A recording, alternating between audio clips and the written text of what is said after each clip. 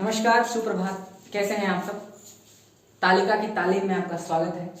तो आज मैं आपके समक्ष तालिका क्रमांक 2 लेकर आया हूँ और आज का जो विषय है वह है हिंदी भाषा और उसका विकास। हिंदी भाषा और उसका विकास के अंदर जो उप विषय है वह है काव्य भाषा के रूप में अवधि का विकास। जी हाँ, काव्य भाषा के रूप में अवधि का विकास। हम उन अभी लगभग 7-8 रचनाओं के बारे में पढ़ेंगे जो अवधि के काव्य भाषा के रूप में बनने में जिसका महत्वपूर्ण योगदान है। तो चलिए प्रारंभ करते हैं आज की यह तालिका। सबसे प्रथम जिसमें नाम है वो प्रथम नाम आता है मुल्ला दाऊद। जी हाँ, ये कोई आतंकवादी नहीं है। इनका योगदान हिंदी साहित्य में बहुत ही महत्वपूर्ण है अवधि के विकास में, और हम सभी हिंदी साहित्य के जो भी शोधार्थी हैं, परीक्षार्थी हैं, वो सभी इनके इस योगदान के लिए ऋणी हैं। तो मुल्ला दाऊद ने जो रचना रची है उसका नाम है, मुल्ला दाऊद का है चंदायन। जी हाँ, मुल्ला दाऊद की जो रचना है वह है चंदायन। दूसरे नंबर पर जब हम आते हैं तो दूसरा स्थान है ईश्वरदास।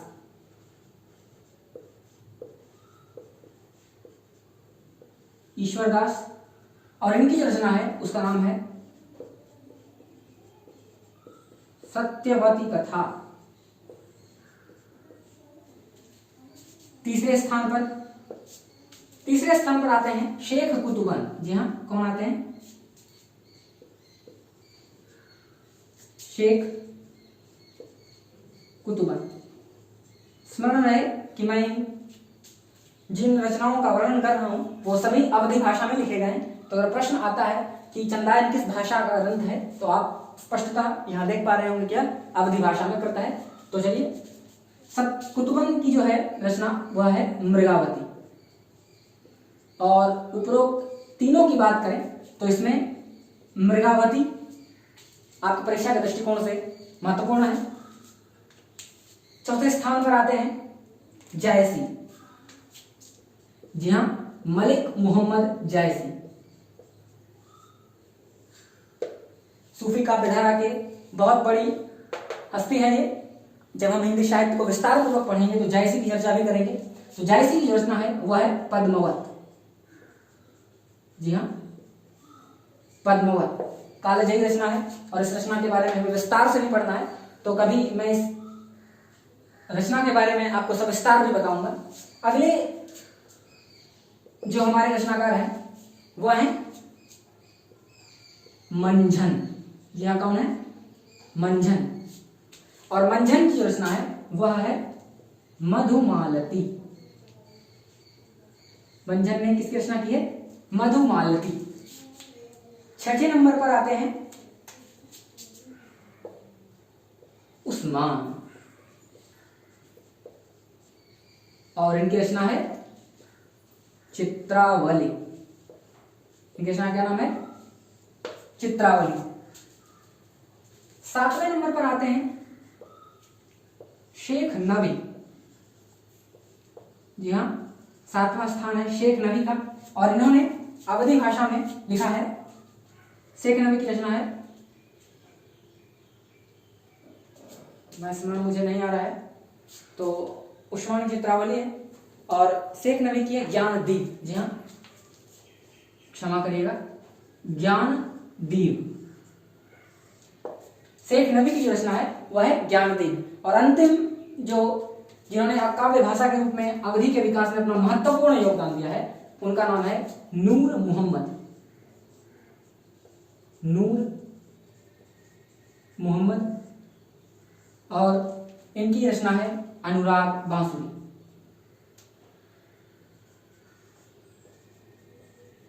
अनुराग बांसुरी।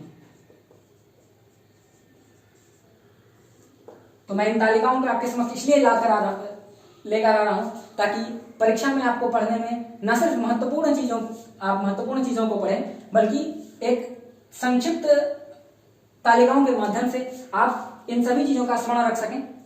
तो आपने देखा कि मुल्ला दाऊद कृत है चंदायन, ईश्वरदास सत्यवती कथा, शेख कुतुबन की मृगावती, जायसी का पद्मावत, मंझन का मधुमालती, उस्मान की चित्रावली, शेख नबी का ज्ञानदीप और नूर मोहम्मद की अनुराग बांसुरी।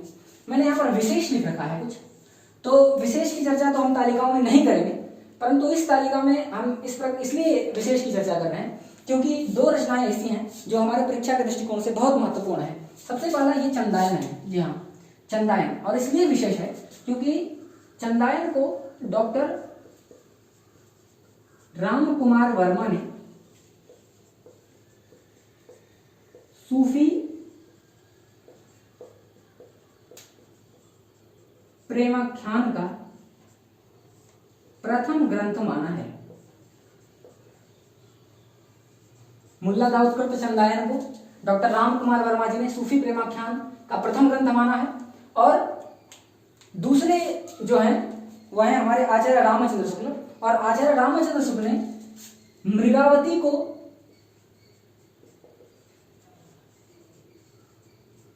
सूफी प्रेमाख्यान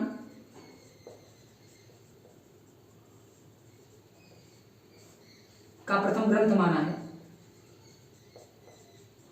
तो आप स्मरण रहे कि अगर प्रश्न आता है डॉक्टर राम कुमार वर्मा ने सूफी प्रेमाख्यान का प्रथम ग्रंथ किसे कहा, तो मुल्ला दाऊद कृत चंदायन, परंतु अगर प्रश्न आता है कि आचार्य शुक्ल ने सूफी प्रेमाख्यान का प्रथम ग्रंथ किसे माना है, तो आप क्या टिक करेंगे, कुतुबन की मृगावती। तो चलिए एक और जो महत्वपूर्ण रचना मैं आपको संक्षेप में बता दे रहा हूं वह है पद्मावत। तो पद्मावत की रचना जो है 1540 में की गई, 1540 ईस्वी में इसकी रचना की गई मलिक मोहम्मद जायसी द्वारा, और यह जो है दोहा चौपाई शैली में लिखा गया है। और आप पहले से जान रहे हैं इसकी भाषा अवधी है, इन तमाम रचनाओं की भाषा अवधी है। तो आप आज के लिए इतना ही। आप जरूर बताएंगे अपने सुझाव कि आपको तालिकाओं की श्रेणियों में आपको अच्छा लग रहा है या नहीं, और परीक्षा के दृष्टिकोण से क्या महत्वपूर्ण पा रहे हैं या नहीं। तो मैं बता दूं, जवाहरलाल नेहरू के विश्वविद्यालय की परीक्षा में यह प्रश्न शेख कुतुबन की मृगावती इस तालिका से आई है, तो एक प्रश्न आप इस तालिका से जरूर रख लें। तालिकाओं का आप बार बार पुनरावृत्ति करें। आज के लिए इतना ही, शुभकामनाओं के साथ, धन्यवाद।